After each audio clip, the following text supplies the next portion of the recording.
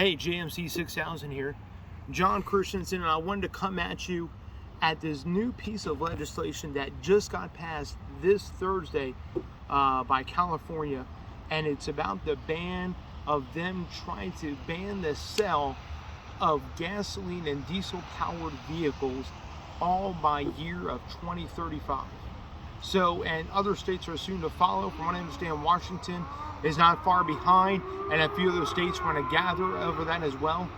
And what I wanted to do with this video is kind of talk about that, and where does that leave us as a nation, as a people? Because I'm just going to tell you right now, what is happening with California, what they're trying to do, I guarantee you more and more states are not only soon to follow, but as California does, unfortunately, so will the rest of the nation will follow as well. Because here's the thing, in this piece of legislation that California just passed, from what I've read, is that California is not going to go against or go after the consumer if they happen to buy a gasoline vehicle by year of 2035.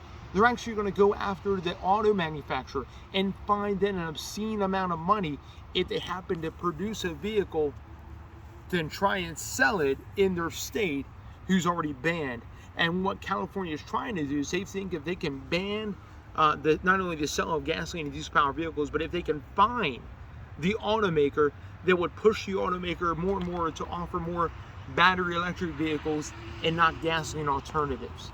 So my whole thing behind that is, number one, I'm totally against a government entity trying to step in and dictate where the market should go and trying to force us into buying something that maybe the market's not ready for. I mean, maybe 12 years from now it would be, 13 years from now it would be, but who's to say that?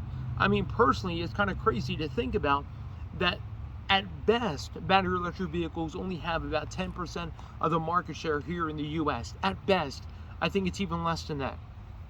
The other 90% is still made up of hybrids, like this Ford Maverick here, still made up of regular old gasoline, regular old diesel powered vehicles on the road today. So for me personally, I don't quite agree with the legislation. I think it's a little bit pushing a little bit the envelope a little bit too far forward. But more importantly, is as a guy that loves engines, grew up as a small engine mechanic, working with my dad, tearing down mower engines, tractor engines, and all those things, going to a Votech school to learn about some of that stuff, working on this, working on engines and different things, and owning now this Ford Maverick hybrid with a 2.5 liter 4-cylinder that's been around for ages. I just don't see it happening, at least not for me. And you may be like, well, you're driving a, kind of electric vehicle now, sort of.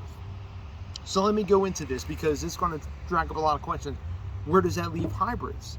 Many people look at hybrids as a stopgap between gasoline and going full electric. Many people look at plug-in hybrids as a stopgap, even more so between gasoline and going full electric. But here's the thing. Despite what many may say, I'm going to tell you right now, the best vehicles I think out there right now, today, that are being offered are the hybrids. Even for an engine guy like me, I love my hybrid, and here's the reason why.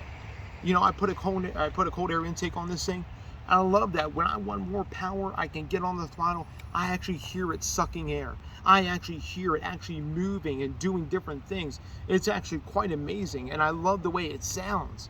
To be honest with you, I'm that kind of a guy. I'm a very auditorial kind of a guy that actually love the sound of engines and different things, being revved up and everything else. And I get to hear that in a hybrid, but yet down at slower speeds and on idle, it's sitting there and it's silent. I love that. I think the hybrid, including this Ford Maverick, is probably one of the best vehicles you can get right now. One of the best vehicles you can get right now, despite, and I'm going to call you out, Roman Micah of TFL Car and Truck, the F-150 Lightning is not the best version of the Lightning. You know what is? It's the F-150 Power Boost. Not only do you get the range of a gasoline engine, but also you get the benefits of electric, all in one vehicle. Plus you get the 7,200 watt backup generator in the back of the bed. It's pretty amazing. all in one vehicle. Sure, you don't have an amazing super power frunk, whatever, put a bed cover on it, you'll be fine. But I'm just saying, I think the best iteration right now for what we have, and for me personally, I think hybrid is the way to go. Now, that's probably going to change in the future. It's probably going to be, going more and more towards electric vehicles, and I hope that, the battery technology catches up and everything else. And you may be like, John, you don't know what you're talking about. You never driven an electric vehicle. I have. I've driven an F-150 Lightning Pro. Had a chance to demo one here about a week ago. And let me tell you this, it's a fast truck. I'm not gonna lie to you. And this was without the extended range battery. Fast truck, it's smooth, it's silent. But here's my issue. There's no passion. It's soulless.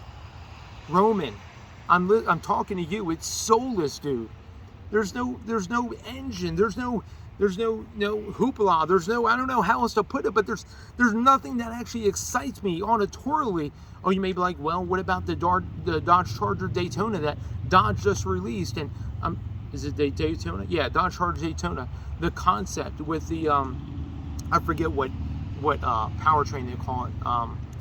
Forget the name of it. Anyway, it has that fake auditorial electric noise coming out the back, and it's just like, it sounds like a strangled lion, as my son will put it, or something from the Wraith, that old 80s movie. It sounds so weird and so artificial and fake.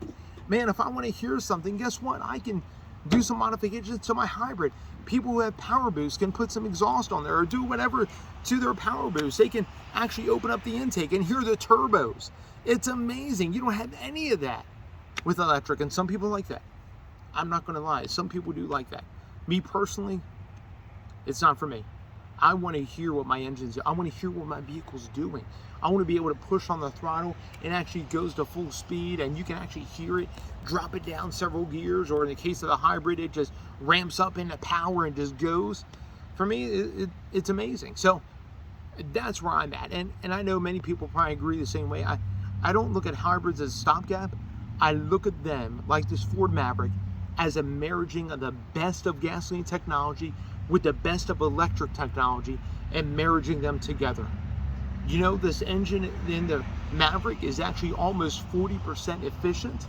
Not quite, it's about 37, but still pretty close. The engines that Toyota uses, the dynamic force engines, are already 40% efficient. There's ways to get more efficiency out of the internal combustion engine. I think the best years of the internal combustion engine are yet to come. So anyway, that's just my standing here at JMC 6000. I wanted to give what I thought, my thoughts about the new legislation that I rolled out and what that means for hybrid electric vehicles, what that means for plug-in hybrids. And what's amazing is that, yeah, I'll call out Ford as a company. They promised, from the president of CEO of Ford, Bill Farley, and he promised that he is not giving up on hybrid technology. In fact, they're going to expand hybrid technology. They're going to expand it because they divided their companies up into two different entities, Ford Blue and Ford Model E. Ford Model E. Anyway, pretty amazing that they're going to push that going forward, and that's also absolutely awesome. And I believe more and more companies are probably going to do that. Anyway, my two thoughts about the current legislation that just was passed by California last week. We're going to see more states soon to file. And I'm telling you right now, I'm not giving up on the internal combustion engine. I absolutely love the internal combustion engine. I know many of you guys do too.